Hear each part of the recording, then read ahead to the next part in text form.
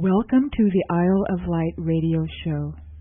My name is Shireen Pendleton, and I am the producer of the Isle of Light, which is a spiritual metaphysical show bringing you excellent guests from all over the country and a wide variety of topics for your enlightenment, entertainment, and empowerment. This show airs continuously at live365.com. For details, please visit my website at theisleoflight.com. You can subscribe to my free online monthly newsletter on the website, which also contains updated schedule information as well as articles, spiritual messages, meditations, and updated events. If you are interested in becoming a guest on the Isle of Light radio show, send your email to cap@theisleoflight.com, or you can call 877-484-3475. Sheldon Nidle received an MA in Political Science from the University at Buffalo in 1968. He also received an MA in Southeast Asian Government from the Ohio University in 1970 and an MA in American Politics and International Public Administration from the University of Southern California, where he also pursued a PhD program. In the 1970s, he was Vice President for Scientific Programming at Centaur Productions, where he co-created a documentary on the life and accomplishments of Nikola Tesla. From the 1970s through the mid-1980s, he was involved in scientific research on alternative sources of electrical energy. In the mid-1980s, his extraterrestrial contact resumed. Currently, Sheldon is a representative and lecturer for the Galactic Federation of Light, and in November of 1997, he founded the Planetary Activation Organization. He is known worldwide for his best-selling books, You Are Becoming a Galactic Human and Your First Contact. He is also the author of Salama Jah, A Guide for Galactic Humans, and has a new book coming out very soon called Your Galactic Neighbors. Welcome back to the show, Sheldon. Thank you, Shireen. I'm glad to be here. Yes, very glad to have you. Before we get into your latest book, I would like for you to tell us a little bit about yourself and your background for our newer listeners. Sure. I've been in contact with galactic beings since I was a little kid, and when I was roughly from about the ages of 3 to about being a late teenager, about 14, 15, I was in constant contact with them and went up to the ships almost every day. And as a result of that, they gave me all kinds of information concerning Earth history, including all the ancient untold history, histories on how indeed the world operated, as well as various informations on what is going to happen to our planet, and also information on the nature of inventions in this planet, including electrical, which I later used in alternate energy research, as well as various informations which I used when founding the Planetary Activation Organization, which has to do with the true nature of galactic history and its relationship to planet Earth. So I've had a long contact, and even though I broke it off when I was a mid-teenager, 14, 15, because I wanted to get a clearer concept of science, because I was very heavily into science since I was about 12. To roughly till I was in first year of college. So I had a very deep interest in science, which I still have.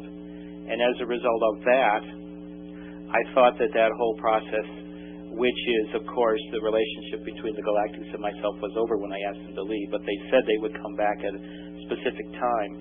And that came when I was involved heavily in alternate energy research in the mid-'80s. And actually was in 86 when the return of Comet Halley and its companion Comet Wilson. And this eventually led to an even longer story. Maybe we'll get into it later here or not, I don't know. But what it was through some very wonderful events which they set in place, I was able to rediscover them, and I discovered Washington again, who was my guide when I was a teenager and a very small kid. So as a result of that, they reprogrammed me with and brought me up to date with all the information that I had learned when I was a child. And that led me to a whole series of informations and to actually be interested in having people learn about my childhood and learn about what I had been taught, and to understand the meanings of what all that meant as far as Earth civilization and individuals and society. How does it affect them as well as myself? And this led me to learning about the consciousness shift in our planet at the present time, the great changes happening to our planet itself, how Mother Earth is changing, and how our society is changing, and about the great shift, which of course is right now underway. And this grand shift is of course the one that will return us to our natural state, which is being fully conscious physical angels, as they have me call it.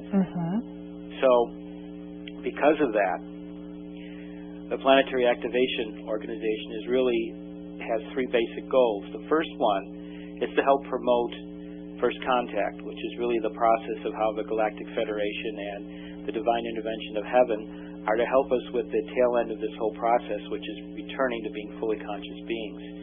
And then the second thing was to promote stewardship of planet Earth, which is to allow people to understand that Mother Earth is a living conscious being just as we are, and that we live in a living conscious universe, and how we are to be good stewards of both the universe and of this planet, and how physicality and ourselves interrelates with one another so that we can achieve our grand destiny, which is to be one of the massive and incredible co-creators of what is about to happen in the new changes in physicality. And then the third thing that we wanted to do with the planetary activation groups is allow people to go into their communities and understand how they can use knowledge of the first two things we just talked about, which is the rise of consciousness and the great shift and the coming first contact and the changes occurring in Mother Earth, to bring forth in their communities groups which we call planetary activation groups, and to allow these to be naturally self-organizing groups, and to understand another form of organizational philosophy which is used in the Galactic Federation, which of course is called fluid group dynamics. And with that, it becomes possible to utilize things based upon the creativity and the individual talents and abilities of each person, so that the group acts as a group of a whole for different projects. But what it does is it allows people who have the greatest talent and abilities or interest or passion in those areas to come forth and lead the groups, and then the group acts as a supportive system and as a resource for helping them complete the whole process successfully. So what happens then is a natural dynamic, a flow between the group and those people chosen to be the leaders of the group for that particular project. And that basically is what fluid group dynamics is about in a nutshell. And the planetary activation groups are worldwide. Exactly, right? Exactly. Okay. They're worldwide. We have over 1,900 groups around the planet right now, and they keep growing all the time. And of course, because we do everything on a voluntary basis, we know a lot of the groups out there, but I'm sure there's a lot more that we don't know about, because a lot of groups, because they are self-organizing, organize and forget to do one of the things we ask of them, which is to tell us they're out there.